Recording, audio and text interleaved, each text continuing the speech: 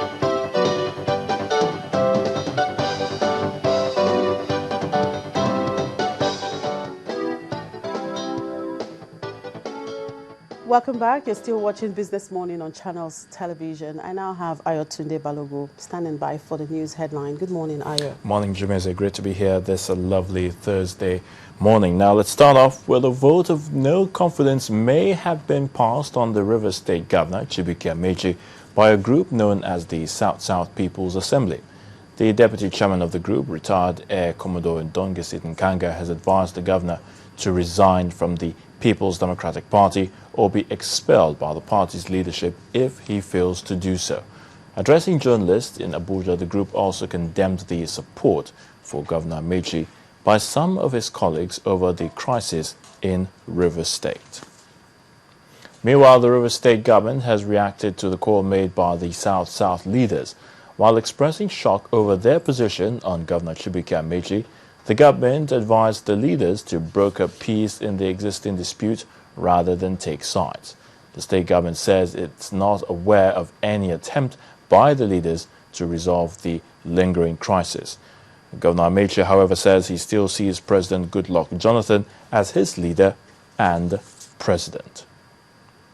Well, staying with the Rivers State crisis, Governor Chibuike Amechi has headed to the Rivers State High Court, asking for an order restraining the chief judge of the state from constituting any panel to investigate him, except if the request is in compliance with subsections 2, 3, and 4 of Section 188 of the 1999 Constitution as amended. Counsel to Governor Amechi, Mr. Lateef Fagbemi, is also praying the courts to set aside any attempt by less than 22 members out of the 32-member House to initiate impeachment proceedings against him. He is also asking the court for a declaration that any proceedings of the State House of Assembly initiated by less than 11 members, which is one-third of its members, is null and void. 5 lawmakers purportedly impeached the House Speaker and asked the Economic and Financial Crimes Commission, the EFCC, to probe the Rivers State Assembly. On the international scene, a train crash in Spain has claimed 77 lives, injuring more than 100 people. All 8 carriages of the Madrid to Ferrol train came off the tracks near the city of Santiago de Compostela. 73 bodies have so far been recovered from the accident site, while 4 more people died in hospital. Government officials say they believe the crash was an accident, but that no statement will be made regarding the cause without a proper investigation. And those are your news headlines. It's still Business Morning. Shemezia, back to you. Thank you very much, Ayo. Well, we'll go on another short break, and when we return, we will be looking at the ICT sector, looking at the level of infrastructure there and what can be done to bring it to the level where it can actually put Nigeria's economy on a strong digital pedestal. Please don't go away. We'll be back shortly.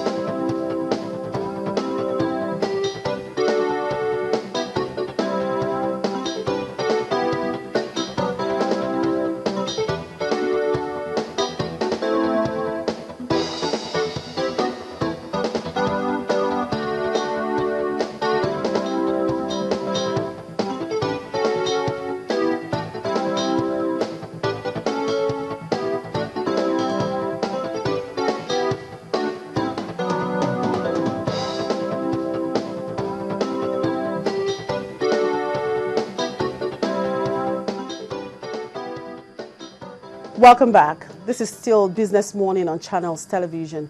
Well, statistics from the National Bureau of Statistics shows that the telecom industry, which is a major aspect of information and communication technology, is now playing a pivotal role in the growth of many other sectors through its intensive marketing strategy and value-added services. Now, the data services is contributing tremendously to the growth of the sector. The sector recorded a real GDP growth of 24.53% in the first quarter of this year, as against 34.06% recorded in corresponding period in 2012 and 32.44% in fourth quarter of 2012. The decline in growth recorded in this sector was attributed to infrastructure and other supply-side challenges experienced during the quarter. Recently, at an event in Lagos, where the business support group of the private sector presented what it called its own position on the planned National Integrated Infrastructure Master Plan, the Minister of Communication and Technology, Omobola Johnson, noted that ICT infrastructure is the infrastructure of all infrastructure, that you can't talk about developing the other sectors of the economy without building the ICT. In any case, I wondered what she meant by that, and that is why I have this gentleman here, Seyi Oshufolujo. I hope I got it right. Yes, you did. Well, he's here to give us, an answer to some of those issues. But, well, before we go on to the discussion, let's just listen to what the ICT Minister said on this issue. Great. ICT is actually a new entrant, relatively new entrant into the infrastructure world. And despite the relative newness, ICT is now seen as infrastructure.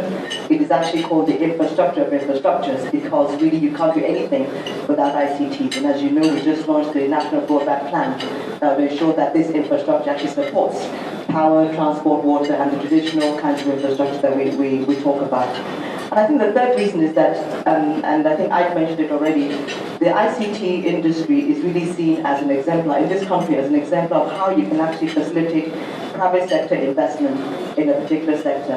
This industry has attracted over $30 billion over the last 10 years of investment in ICT infrastructure and services. And that is really for two reasons. First of all, the enabling environment was there in terms of policy, a well-articulated policy, well-articulated legal and regulatory framework that made it easy for investments in this sector. And despite the challenges that we have today in the telecoms industry with quality of service, we are still seeing a significant amount of investments coming into this sector because of that enabling environment that we so dearly need, and that it has been mentioned as one of the key factors of this success. I think it's also important to mention that just as we understand at a high level from the private sector is that there is a clear distinction of roles and responsibilities. I think the difference with this plan is that we haven't just done a plan in Abuja and then come cap in hand to ask the private sector for money. We've done this in collaboration with the private